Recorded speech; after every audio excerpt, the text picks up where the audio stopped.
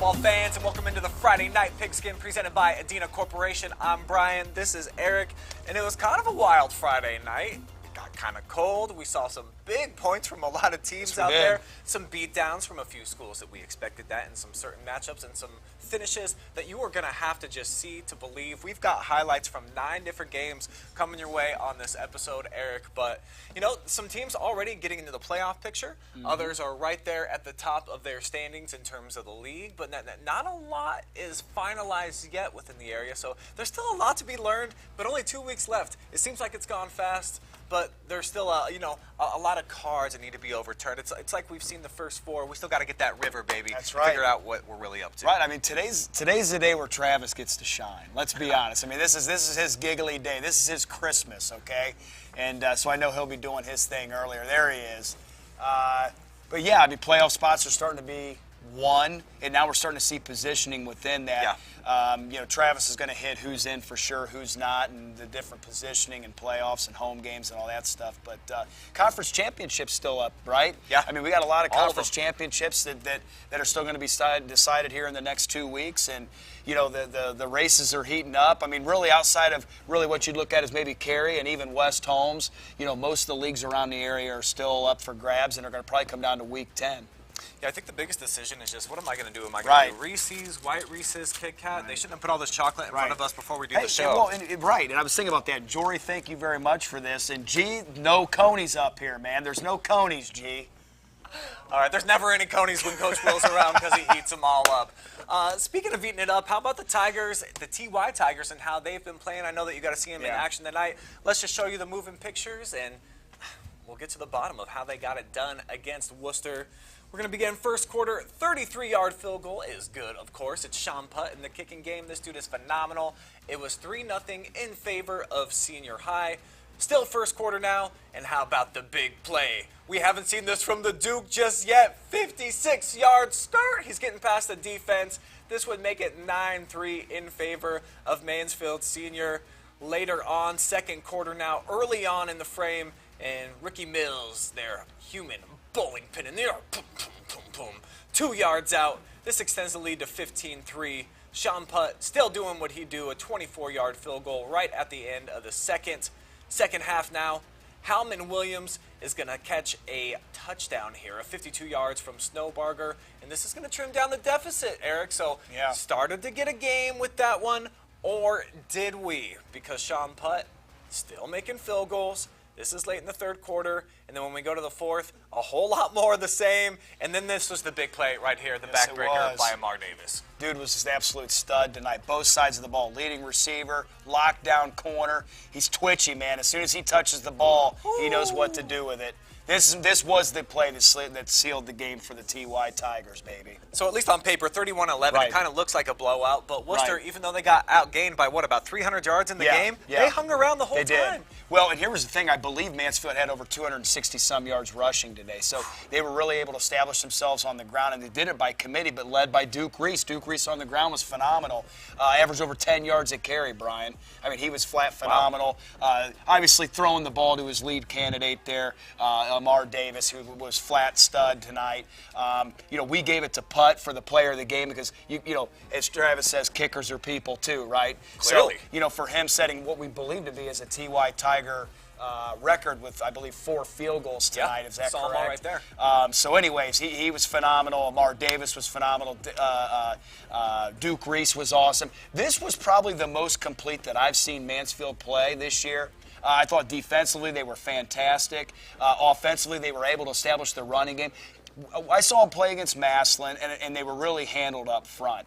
They handled Worcester big time up front today. So what I did is I did a little retrospect thinking about the Tigers, because it's not that we've been hard on them, but I think what we're doing is we're judging them differently than most schools because we see what their ceiling can be. And when you think about their 2 losses, Massillon, going to be a pretty good opportunity for a Division II state championship, and I think West Holmes a Division IV potential state championship. You know, those are 2 quality losses, and I think they've grown from that. And really, since that West Holmes loss, they've been putting it to people. Well, speaking of the Knights, they were at home tonight against Ashland, and to try to stay a step ahead of the Tigers, they needed a big win over the Arrows. We'll show you if they got it done tonight at home out in Millersburg, and It's always a fun atmosphere out there. It just feels a little bit different when you go on the road, because especially when you got to go against this kid, Sam Williams-Dixon. I mean, he's unbelievable. Yeah, this what a is run. His first touchdown run of the night, 20 yards, and that's just 1 minute into the game. Knight's already on the board, because that's what they do. They score early, they score often. Ashland, though, they would come right back. This is Luke Bryant, 11-yard toss to Grayson Sturry, and we're all tied at 7-7, so you're thinking, hey, maybe we're going to get a game tonight. Not so fast, my friends. Mason Wolf, 22-yard hookup with Alicia Baldridge. This is 14-7. West Holmes taking the lead right back. And then Wolf, 4-yard pass to Jack Marnett would make it 21-7. All in the first quarter.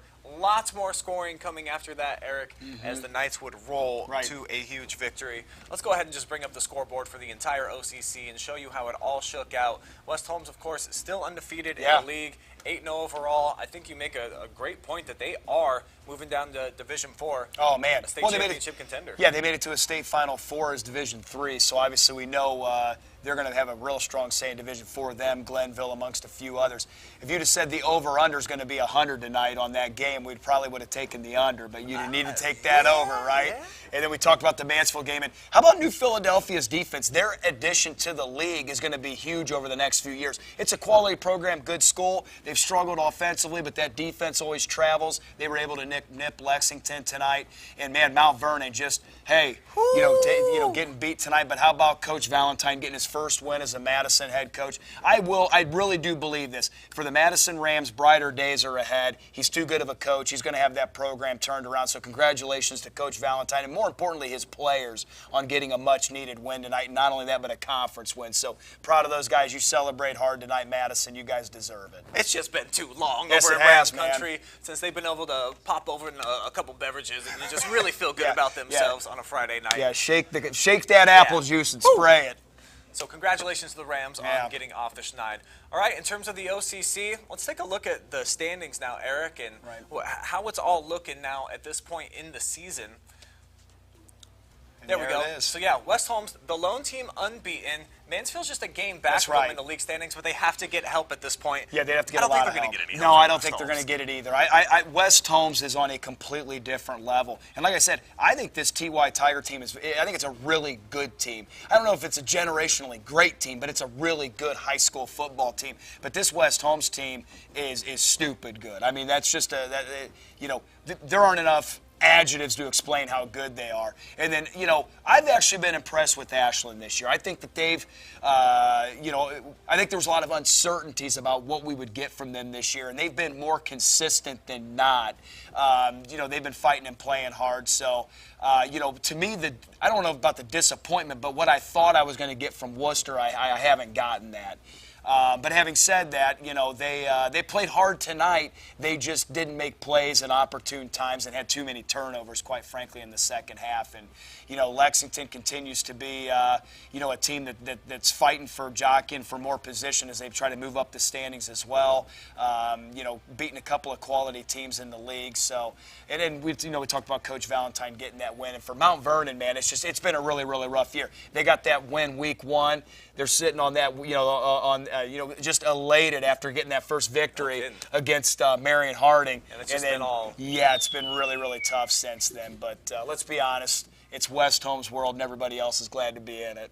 Yeah, it looks like they're going to cruise to their second straight OCC championship and also a second straight undefeated regular season. That's right. Well, every single week, we put the vote into the hands of you, the fans out there in North Central Ohio and beyond, about the top individual performance that we see, as well as the top best play in the area. So here are your winners from week number 7 of the high school football season. Your Friday Night Phenom, presented by Adino Corporation. Of course, the best individual performance of the week from last week. It's a kicker! How about this? We just saw the highlights. He was 4 for 4 tonight. How about a perfect 5 for 5 in the kicking game for Sean Putt last week? I mean, this dude, he's a game changer. If you can have solid kicking at the high school level, Eric, it's a dangerous weapon. Oh, absolutely. It's a huge weapon. And even tonight, him having the 4 field goals will count for 12 points. He outscored Worcester by himself. He'd have been 12-11 by himself tonight. So Listen, it's an unbelievable weapon to have. There's no doubt about it, especially at the high school level. So congratulations to that TY Tiger, and guess what? We're going to get a TI Tiger with the top play of the week. It's a sophomore, Braxton Prosser, and look at this. Shake, bake, wiggle, rattle, roll, and take it into the zone. All the way with the dive, too, against Ontario. This was phenomenal. Yeah, he's electric, man. He's been one of the better players in the area here down the stretch. And he's behind that offensive line. He's actually been one of the best players and one of the main reasons that Gilead's gotten back into climbing up those league standings and trying to vie for a playoff spot as well. So congratulations to both of the winners for our Phenom in top play this week. And, of course, Monday on the OH Report Video Podcast, we will have the nominees for week number 8. All right, good stuff, Eric. Yeah, thanks, man. Thanks for having me, brother. We're going to take a quick timeout. When we come back, we've got your KMAC report. We got a ton of highlights coming from that league, including a couple of thrillers coming down to the very final play. Trust me, not going to want to miss it.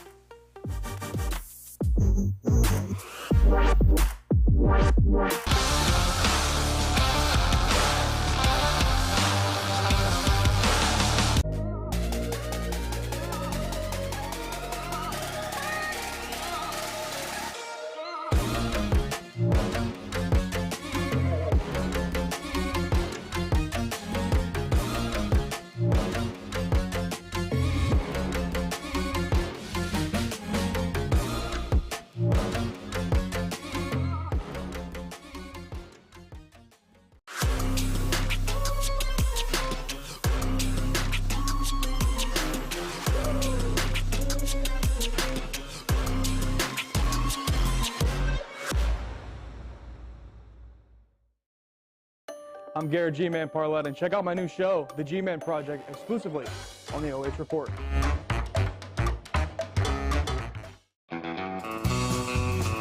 I'm Travis Big League Berardi. Catch me every week with my Country Roads rankings. We'll go over the small school top 10 football schools here in the area.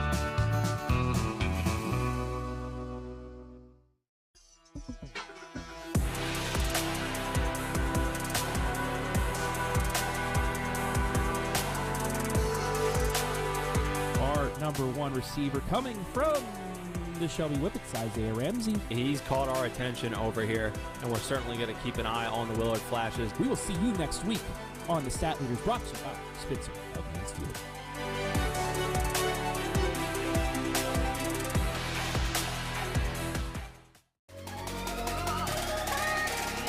What's up, America? Brian Skoronsky here, and if you want to see me and the gang chop it up with some unintelligent conversation, we've got the show for you. Check out the OH Report Video Podcast every Monday, exclusively right here on the OH Report.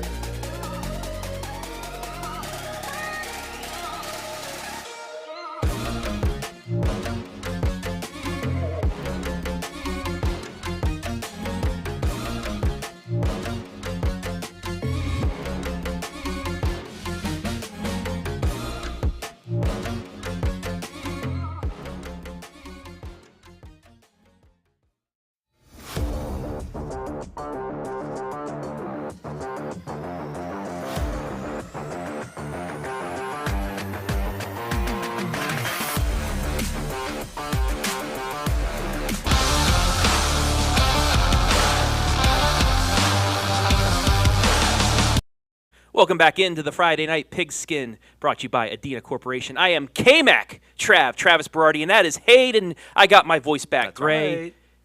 It's good to hear you again, buddy. It's somewhat back. Yeah, we're about 95%, but it's good. KMAC Trav, I'm excited to have the KMAC back, and I'm excited to see KMAC Plus getting a haircut late at night. But, hey, when you got time, you got to have time to get it. So welcome in. My friend had him at Northmor actually tonight. Got to meet him. It was good to meet him. Nice guy. But some nice football being played in the KMAC, some meaningful football being played tonight in the KMAC. Yeah, I think of some of our major conferences that we're going to look at the rest of the evening, this is definitely one of the tightest when it comes to who is going to put themselves in position to take the conference. All right, and one of those teams that you're still fighting for a spot, need some help, it's the Fredericktown Freddies. They're going up against an East Knox squad that's just trying to get a couple wins, stay alive in the playoff race since there's 16 teams. So let's get right into it, Hayden, and get to those highlights. First quarter, Fredericktown, a guy named Ben Mast that we know, runs it in, makes it 6-0 Freddies. Some Good black start. uniforms tonight for the Yeah, Freddies. they're looking good. It's kind of like the Ohio State black jerseys a little bit. Still in the first quarter, and one Tegan Rule 1000 rusher. Tegan Rule, and our stat leaders, gets it in, makes it 12-0 after 1 quarter of play. But the East Knox Bulldogs, they're going to come back. One Cole DeLauder, he threw a touchdown pass last week. He's going to run one in from 29 yards out. They get the 2-point conversion, make it a 4-point game, 12-8 at the break. But third quarter action, and that Tegan Rule guy, he's just ruling the floor right now. 9-yard touchdown run makes it 18-8. Again, extra point missed. Head to the fourth. Guess who? Tegan Rule from 10 yards away. Second effort there. He's just a strong runner for these Freddies. Makes it 24-8. And then to finish out the scoring, guess who? No, it's not Tegan Rule. It's actually Billy Woodring from 27 yards out. Makes it 31-8.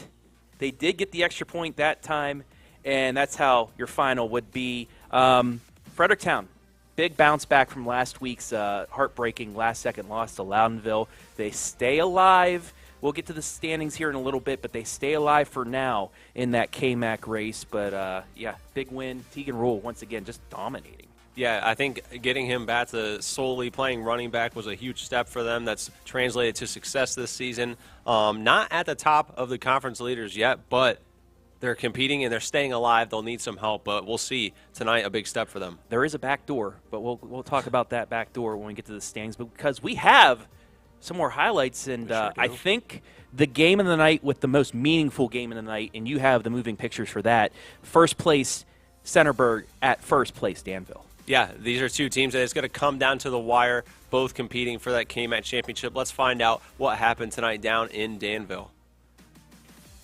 Starting things off with a little coin toss there. You usually call heads or tails? Tails. Tails never is fails. Always the way. I guess. There's the Centerburg Trojans coming in, and who else but Tyler Johnson, 9-yard touchdown pass to Jesse Rings. They would lead 7-0. Then Walker Weckesser the back of the end zone. Dime in the corner. It'd be 7-6. Then a Max Payne field goal would make it 10-11. They would still trail. And then Tyler Johnson finds a 4-yard touchdown pass to Turtsky, and Centerburg would get the victory, 16-11 in a tightly contested matchup. I think it lived up to the hype, and we had a chance, I know you did, to kind of talk to Tyler about his season thus far. And I think they're learning a lot each week, and you're seeing that in their performance. You know what? Going into that Loudonville game that they came back and won it late, Loudonville did that to them in that COVID playoff year, and that really, stayed in the mind of Tyler Johnson. So when they went to Loudonville, he knew he just wanted the ball in his hands at the end to do it, and the same thing happened after Danville kicks that field goal to go up 11-10. This was 8-7 at half, 10-8 late in the fourth. Danville goes down, scores, makes it 11-10 like we saw, and then Tyler Johnson just clean, ice in his veins, takes the team he's down. calm under that pressure. And that was a heck of a pass into the corner of the end zone to give Centerburg the outright KMAC lead. It was just a great win, another great road win for these Centerburg Trojans to go to 6-1. And did they make the playoffs?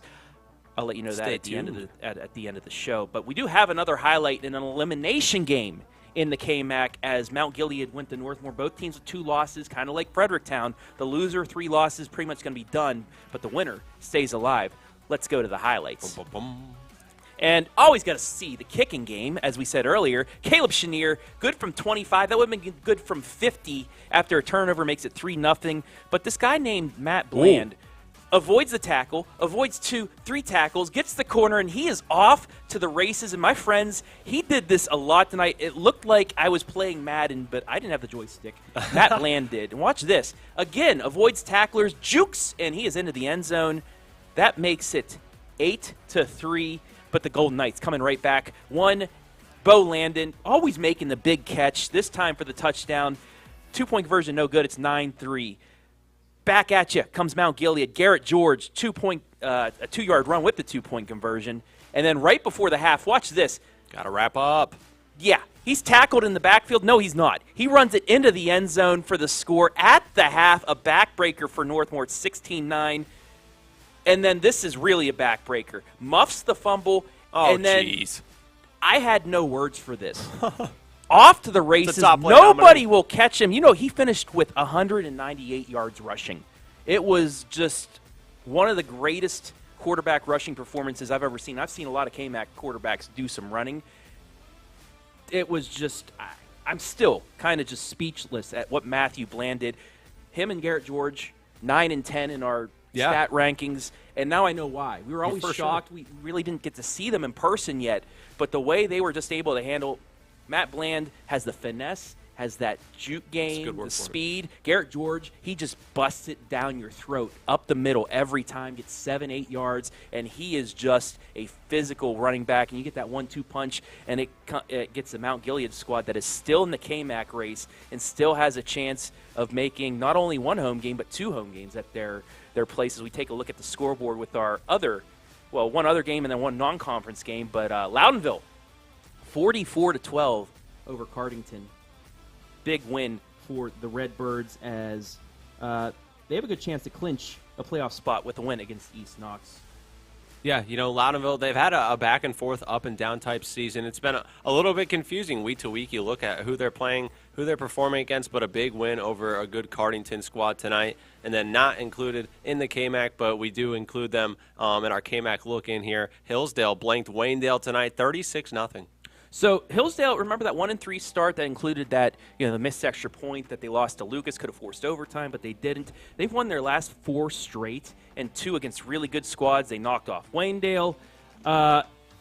They have a chance of finishing in the top 4 and getting 2 home games on that turf in the playoffs if they win out. And now I was talking about those back doors and who has the lead in the KMAC. Let's take a look at those KMAC standings. As we said, Centerburg's on top, 7-1, 5-0.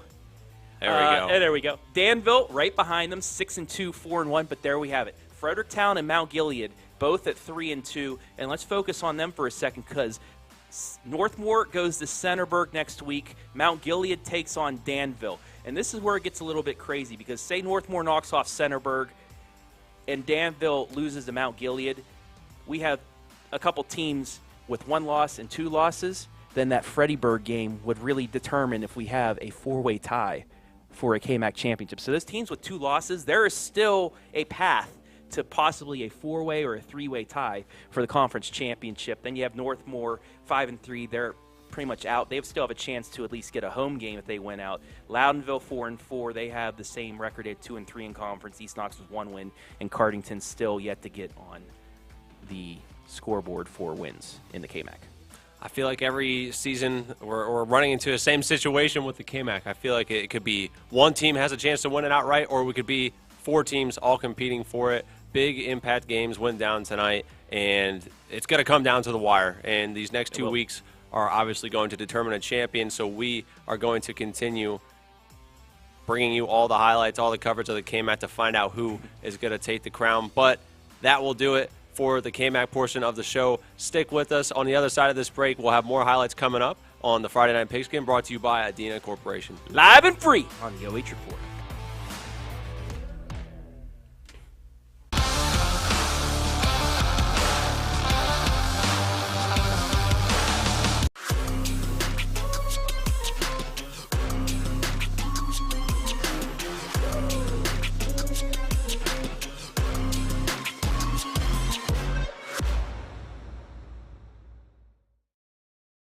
I'm Garrett G-Man Parlett, and check out my new show, The G-Man Project, exclusively on the OH Report.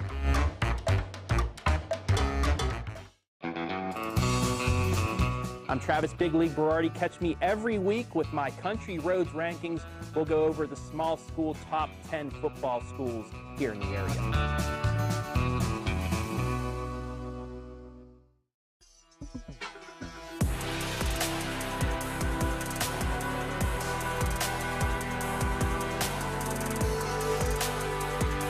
Number 1 #1 receiver coming from the Shelby Whippets, Isaiah Ramsey. He's caught our attention over here, and we're certainly going to keep an eye on the Willard Flashes. We will see you next week on the Stat Leaders, brought to you by Spitzer of Mansfield.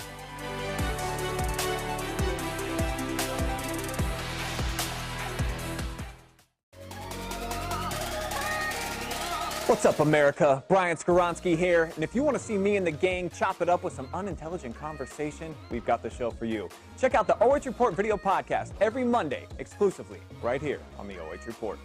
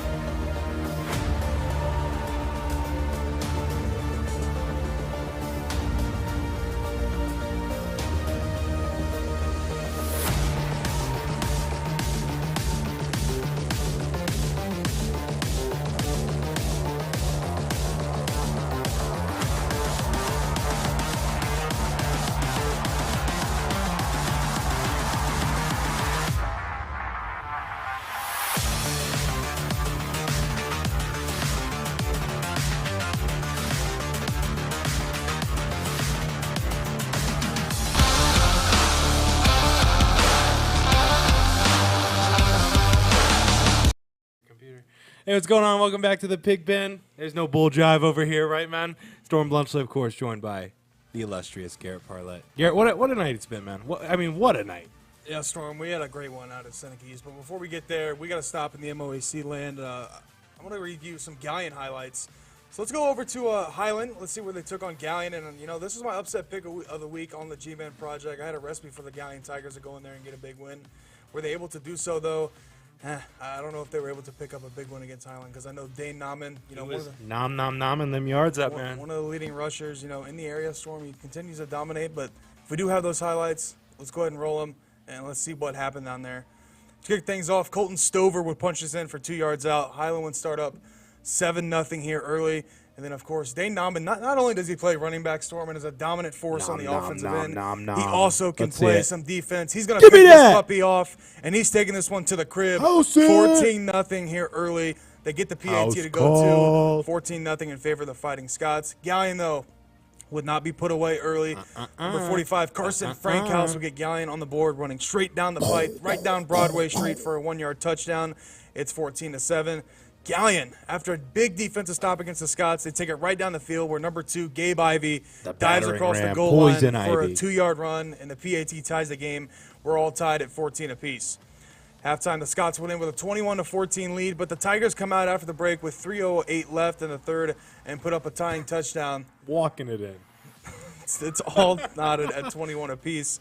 Eventually, though, Storm, the Highland Fighting Scots and Dane Nauman would just be too much as they go on to win that one 35-21. Another big night for Dane Nauman finishing things off as Highland is still undefeated in the MOAC. That guy Dane Nauman, man, I know we were talking about it on the recipes for success. It takes a lot to stop that guy, but some other MOAC action. We had, of course, the Shelby Whippets. Let's just get right into it if we can roll them moving pictures. We'll see Skylar Winters, a 55-yard run, turning on the Jets, making a man miss, and leaving players in his wake. As next up, it'd be Braden DeVito, the Baby baby goat. goat, the baby goat, Baby to goat. Grayson Haydinger for 40 yards right in the breadbasket, only where his guy could get it, and that would make it 14-0 in favor of the Whippets after quarter number 1. In quarter number 2, Shelby, a touchdown pass to Camden Wheeler for 5 yards out, a little trickery, faking out the cameras. Next up would be River Valley. They would get on the board as a touchdown pass from Caden Chidone to Brock Mosher for 55 yards. A lot of the long ball in this one. And then who else but the baby goat, Brandon DeVito, 15-yard scamper into the zone, making some men miss on his way to the end zone. That would make it 7-28. And I guess we missed a bunch of scores because our final is 37-20. So missed a little bit of the action, but we got to see the baby goat, and that's all that matters. Well, Storm, this is honestly a bit of a surprise to me. Yeah, Shelby kind of rolling over River Valley. I thought Caden Chidone, one of the better QBs in the area, but able to get it, not get it done against the baby goat. Against the baby goat. Brandon DeVito, man. Baby goat, the second coming of Marshall Shepard, man. The baby goat, Brandon DeVito. He's been tearing it up. Well, the young gun. He's on his way, Storm, and we're on our way to showing you the MOAC scoreboard. Let's get all the scores from the area. From the Middle Ohio Athletic Conference up there. That is KMAC Trav's conference, the Knox. There we go. There's KMAC Trav. There we go. So Clear Fork, they're going to stay unbeaten in the MOAC, setting up a big Week 10 matchup against Highland. They beat Harding 35-0. Galleon, I just read that score to you, 35-21 in favor of the Fighting Scots. Shelby, we just read that one, 37-20. Ontario beating Pleasant 31-20, and then one that's not in the MOAC, Storm. Lucas rolling over Lyndon McKinley, 49-12. Big bounce back win for them, man. Yeah, the Cubs, I know they're not in the MOAC, but, you don't see the Cubs with a below 500 record able to finally get some big wins for them. So let's take a look at the standings and see how things are shaking up in the MOAC. Who's up there leading Where's in the the pack? baby goat? Where's the baby goat? Baby Goat's sitting at 3, Storm. Wow, tied. Clear Fork Colts and Highland Fighting Scots. That's really what the conference is going to come down to. Those two are going to meet in Week 10, as we mentioned, for really the battle for the MOAC, you could say. And I'm not going to tote my own horn, but I kind of call them the Highland, competing for that MOAC title. A lot of Clear Fork fans kind of got after me for that, but I mean, I did say that, so I'm going to give myself kudos because I've been getting ripped. But as the rest of it shakes out, River Valley 3rd, tied with Shelby and Galleon, and then Ontario, Pleasant, and Harding fill it up. But Storm, do you have a question? Victor Skoogman could also be in contention for the baby goat. Nah, it's Brandon. that's DeVito. Brandon DeVito. So it's the baby goat DeVito. Those are going to be your MOAC scoreboards. Let's check out the game that we were at. Oh, man. Don't even get me started, man. This one was a thriller, baby. So a doozy. Get your popcorn out for this highlight. Because you're not going to want to miss it. This is absolutely absurd. We'll kick things off with Zayden Fry from Mohawk. He's going to punch this in on the left pylon, just somehow scooting in. 2-point conversion, though, is no good. The Warriors lead 6-0. Blake Fusto continue hit Cody Hybert-Sawson for a beautiful grab in the end zone for a touchdown. They would convert the 2-point conversion. The halftime score is 8-6. Foose would come out firing, though. It gets better. To Beamer on a touchdown pass. Tiger strike. No 2-point conversion. No field goal kickers in this one, Make Storm. that man miss. Ben Bogner would hit pay dirt following his Bye-bye. blockers all the way to the end zone. 2-point conversion. Have a This good one night. is See going ya. to fail. Lane Dixon, though. Oh, get off me, fool. Get off me. Get Ghost. 63 yards. We're going score for score. This one is going to give Seneca East an 8-point lead. It's 22-14. Braden Chester, remember his name. He was going to score this touchdown, getting Mohawk back into this one, but they didn't convert the 2-point conversion, Storm. This would set up Blake Foose as he would extend this Tigers lead Run, to 8. Foose, run! Missing the 2-point conversion. This is going to come crucial down in the waning moments. Ben Bogner for Mohawk would squirt through the O-line, walk in for a touchdown, and convert the 2-point here we go. conversions. We're tied. And look at this puppy from Braden Chester. Doink. This one's going to doink in. They're going to go up 31-28 Storm, but it's what's not all over. the Foose about? Seneca East gets back down into Mohawk territory. Foose hits his receiver over the middle. Call him down at the 1. Take a look at the replay here. You What's decide all it the for me, Foose Storm. about? Somehow they say It's triple zeros. no triple zeros. Triple zeros. They put a second back on the my clock. gosh. And what's all the Foose What's all the about? Foose about? He punches it in for a touchdown, and Tigers win 34-31. What an outcome. This game had me shaking completely the entire game. I got one thing for you, G-Man. How about them Tigers? How about him, Storm? I mean, wow. What? How dramatic, man! How just absolutely wild. Well, when Chester, when he kicked the field goal, we had the headsets on. Someone said, he missed it. It was too It's short. over. It was too short. But he had the luck on there. It hit the crossbar. It ended up rolling in, but still My left. God. Still, I can't believe it. Still left a lot of time for Seneca East to get back in the game. They were going to win, Blake Foose and company. But let's take a look at the Northern 10 scoreboard from all over the area. Not just that game, as it was absolutely tremendous. There's a baby goat. That was not the baby goat. That was, Skylar Winners. Winners. But Let's the take a look. handoff from the baby goat. Northern 10 standing. Let's take a look at them. Let's see how they're gonna. Or no, we're cool with the conference. Yeah, that's cool. So yeah, Cary, they stay flawless as usual. They haven't lost in Big it seems shock. like forever. They win 54-0 over Bucyrus. Hey, Buckeye your Central Rams. falling to my Rams. Upper Sandusky 13-42. Colonel Crawford puts it on Winford 49-7.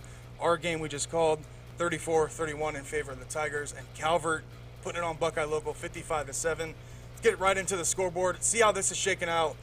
I think it's a one-team horse up here, Storm, in the Northern 10, and I think we all know who we're going to go with here. Despite our dramatics, I think we know who's in first. Yeah, it's going to be the Cary Blue Devils. It seems like they haven't lost in 10 years, but I mean they have lost a couple years ago. But still on that state title run, they squeaky clean. They can't lose over there. Second place, Colonel Crawford. They had a chance to beat them a couple weeks ago, weren't able to do so. Seneca East, we just saw them win tonight. They're tied with Colonel Crawford for second. Upper Sandusky and Mohawk in that fourth slot, and then rounding out the rest, Buckeye Central, Winford, and Bucyrus. So they should give the Northern 10 conference, just give it to Cary already, and then everyone else is the Northern 9, and then they compete for their own championship. Well, I mean, so far this season, Northern 10 has gave me my best game, and that was today. So what a game that we had. How about them Tigers? How about them Tigers, baby? But we're not done yet here in the Pigpen corner. We got one more conference to get to. We don't have any highlights from this one, but we will show you the scoreboard and some standings. So let's check out the Firelands Conference scoreboard here, see what will shake up down there. Cougar Country, Plymouth Country, Crestview, they took on Plymouth. Able to stay spotless on the season, Storm, 39-13 over the Big Red. St. Paul and Eden, Wow. 60-42. What a high-scoring game. Mapleton Sizzling. put it on South Central, 42-27, or 46-27, excuse me. Western Reserve continues to keep Monroeville without a win so far this season, 40-14. The Rough Riders, Willard. Wow. Is that the first time they haven't scored over 20 this season? Port Clinton, 62, Under Willard 15. 13. That's especially with an offense that's cooking. I mean, they're scoring 40 points a game, Storm. Yeah, but that should have been like 56-62. Like, so far, the conferences we've had have kind of been, like a one team, leg, a one team horse, and I don't think it's going to change here in the Firelands Conference. Let's take a look at the Firelands Conference standings and see what's shaking up. Still tied in the conference, however, Crestview and St. Paul, but that matchup coming up here in a couple weeks, so that's going to be a big time matchup. Mapleton third, Western Reserve third, South Central also tied for third, and then Plymouth and Monroeville rounded out the 6 and the 7 Storm. So still some games to be played in the Firelands Conference, with Crestview obviously in the favor. yeah, it looks eerily similar to those Northern 10 standings where you have, one team that's clearly atop the rest, and then you kind of have everyone else kind of battling out for a second. But hey, man, you never know with St. Paul. Yeah, Storm, that's going to be an interesting game against Crestview coming up here in a couple weeks. But speaking of Crestview, a team that Crestview was able to beat, that's Lucas. Let's throw it over to Brian with some highlights from the Lucas game. Man, I had to get in a little jab on the Cubs before he tossed it over there in favor of it. Get out of the candy, Travis. Hi, guys. Gosh, it's part of the set for now. Okay, yeah, as they talked about, Lucas getting healthy tonight. They needed a bounce-back game. Their first 3-game losing streak since 2013. Yeah. So heading into tonight at Bob Winefield Senior night, by the way, could they get it done? We already showed you the score. You know what happens. But here are the moving pictures. As mentioned, it was senior night, but it was a junior Cub who had a career night. 11-yard touchdown here for Logan Toms. He would have plenty more of these. He was putting his hand in the cookie jar and not getting turned away. Later in the frame, Toms again, this time from 16 yards out. And it would look like this was going to be a blowout. It's first quarter action. Lucas had it rocking and rolling. Didn't even have a first down for Lyndon McKinley, but the Panthers, the freshman QB, making his first career start, chucks it up deep to his older bro. Big play, Phillip Towns. And look at him, taking everybody out of the equation as he enters the end zone. That would make it 14-6. Just 50 seconds later, the Cubs would score, and then later in the frame, Corbin Toms looked like he had the pick. Somehow his buddy Zach Dill ends up with the takeaway, and on the very next down, here's Zach cashing it in all on his own. 57 yards to the crib, 35-6. RPO, baby. He had 2 interceptions on this night as well. Zach was huge. But we got to wrap things up with Tom's, who was chugging a 4-pack of tutties in this one. Untouched. 42-6 was the score at this point. The Cubs would cruise 49-12. 4-4 now is Lucas's record, and they got some major playoff points tonight against a 3-win Lyndon McKinley squad, but they're Division III, Travis, so this is your favorite time of year. Time? Is it you time? get to put on your Lenardi cap. Lenardi time? So I'm just going to step aside now. Let's let you go. talk about the playoffs, bud. Let's start with these Lucas Cubs. First off, in Division 7, Region 25. Lucas sitting at 7th right now. Thank you also, Joe Idle. You are awesome because I'm able to break this down. They are the first team that has not clinched at number 7, but they control their own destiny. They have 2 road games, a lot of playoff points. Tough ones. I think they just need to win 1 to clinch 1 home game. Sure. There's an outside chance they can clinch 2. You know who has a really good chance of clinching 2? The Hillsdale Falcons. You're in. You have clinched with a win over Waynedale tonight. Danville, I know, is a tough loss, but you're in. You have clinched a playoff spot. You're sitting at number 4. St. Paul at number 2. They as well have clinched a playoff spot. And Warren JFK, they've clinched a home game already in D7 Region 25. Now let's reverse all the way back to D2. Ashland and Worcester are both in their region sitting around 15-17. They play each other next week. Winner stays alive. Loser, it's probably time to go into basketball season. So that's what we have there. D3 Region 10. You know those TY Tigers? You're in! Congratulations, Mansfield Senior. You're sitting at the number 3 spot, too. Win out. Possibility of having 2 games at Arlen Field, but congratulations, TY Tigers. You're back in the postseason once again. Looking down, Ontario sitting at 15th right now. Lexington at 17. They do not control their own destiny, according to Joe Idle. They need to win out and get some help. Let's go to Region 14 in Division 4. Glenville, West Holmes, they've already clinched. You're in, West Holmes. You both have clinched at least 1 home game. Clear Fork, Victor Skoog, you're running into the playoffs. You have clinched a playoff spot. You're sitting at number 6 right now. They can win out, win that MOAC championship, possibly knock off Highland. They could still get 2 home games down in the Valley, which is a tough place to play. Galleon, their loss, it hurts, but they sit in 11th right now. They control their own destiny. The same for the Shelby Whippets at 5-3. They're at 12th, 11th. River Valley are sitting at 13th. So those 3 MOAC teams were back to back to back. Then you have Upper Sandusky at 14. All 4 of those teams, you win out, you're in. If you don't, you get 1 win out of the last 2, you have a chance. I love how everybody's gathered in the back there watching me make a fool of myself. D5, Region 18 now. Willard, you're sitting in 18th. Yeah, they need a lot of help. Fredericktown, also, they're in 14th right now, but they can get some bonus points. They don't control their own destiny. Highland, tied for 4th.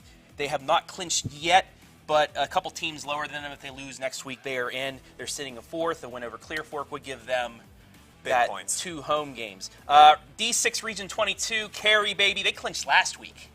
One of the first teams in Ohio to clinch. They've clinched a home game already. And G and Storm, you're going to be covering some Crestview playoff games because they have clinched. They have clinched. They are currently number 2. The St. Paul game. They win, it'll clinch at least a home game. They win out, they're probably going to have 2 games, and that might set up, if they can sit at 2 or 3 or even jump Cary, it sets that regional final possibility of Cary Crestview rematch. Colonel Crawford, they jump back in, and guess what? You're heading to the playoffs. Sitting at number 8, Colonel Crawford has clinched. Seneca East, that come-from-behind win, that touchdown with zeros on the clock, that has put you in the playoffs. How about them Tigers, as well at number 10. Mapleton, they control their own destiny at 11. Western Reserve, they are at 12. They don't control their own destiny. Even Winford at 2-6.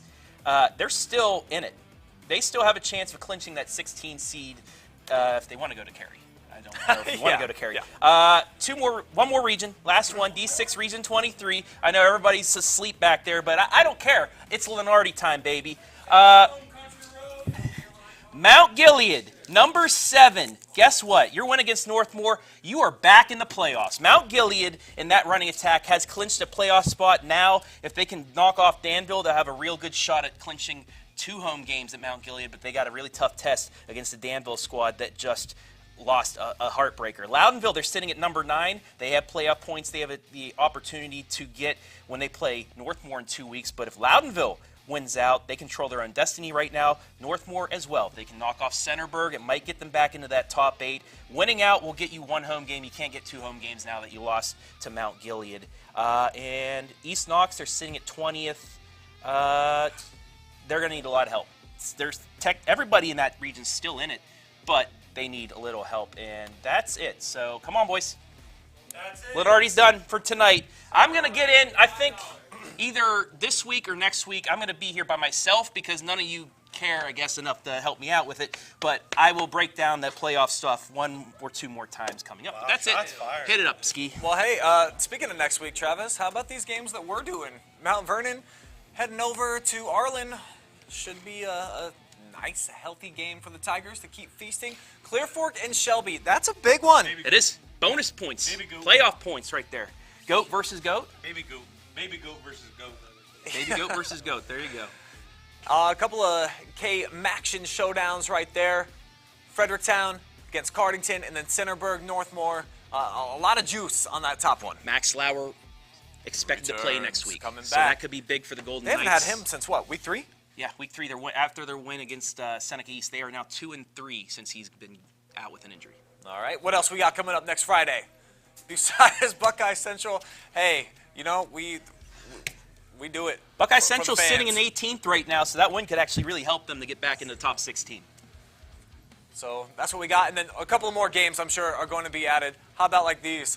Pleasant versus Gilead, and we'll have a highlight of the Tigers, and then Colonel Crawford versus Mohawk. So both of those teams in prime position to try to stay within the playoff hunt. Of course, the Warriors, they're going to need some help at this point. I think that's it, guys. How about them Tigers? How about them Tigers, man?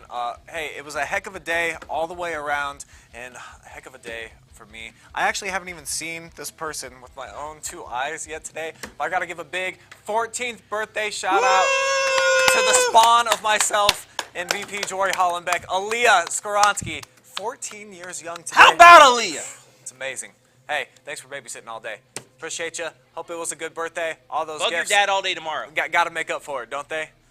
All right, that's going to do it for the Friday Night Pigskin Week 8 edition. Don't worry, we still got 5 more of these to come. 2 more in the regular season. We'll see you in the playoffs for 3 weeks as well. But looks like they're turning off all the lights on us, so we got to go. Bye, guys.